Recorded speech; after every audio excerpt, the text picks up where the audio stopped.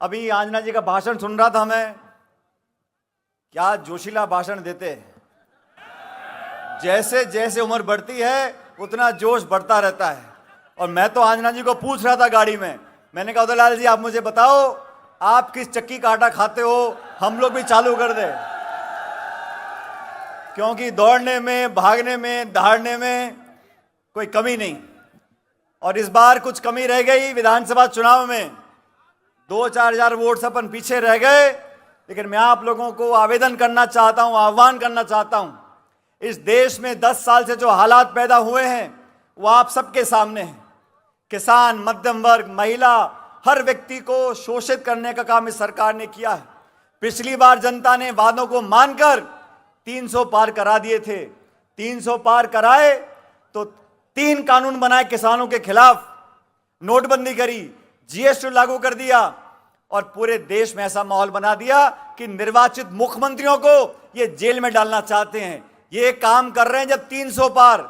आप कल्पना करो अगर 400 पार करा दिया तो इनकी मनाई जो करेंगे, ना संविधान की परवाह, ना परंपराओं की परवाह, ना नैतिकता की परवाह। इसलिए चुनाव विचारधारा का चुनाव है।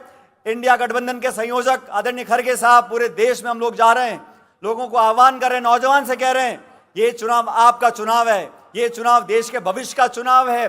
और जो सरकार 10 साल से जानबूझकर संवैधानिक संस्थाओं को नीतिगत तरीके से खोखला करने का काम कर रही है, जो सरकार दबाव की राजनीति करती है, जो सरकार आक्रमण की राजनीति करती है, जो दल प्रतिशोध की भावना से विपक्ष को खत्म करने का काम करना चाहता है, उन लोगों को मुंह तोड़ जवाब देने का काम आप लोगों को करना है।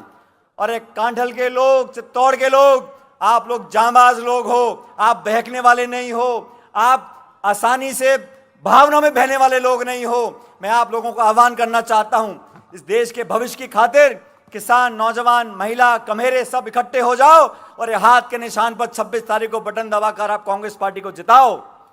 अभी सारी बात आंजना जी ने बोल दी। अब आंजना जी को मैं भी अच्छी तरह से जानता हूं और उदयलाल आंजना जी को आज के नहीं है, बहुत पुराने हैं। जब मैं अध्यक्ष था तो मेरी कमेटी में उपाध्यक्ष होकर काम करते थे। जब पार्टी ने कहा झंडा गाड़ कर खड़े हो जाते थे। और हमारे दोनों का संबंध भी कुछ ऐसा है उदयलाल जी का, खट्टा भी है, मीठा भी है।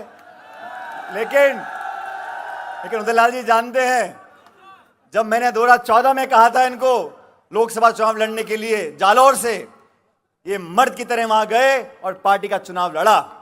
18 में हम चुनाव जीत कर गए।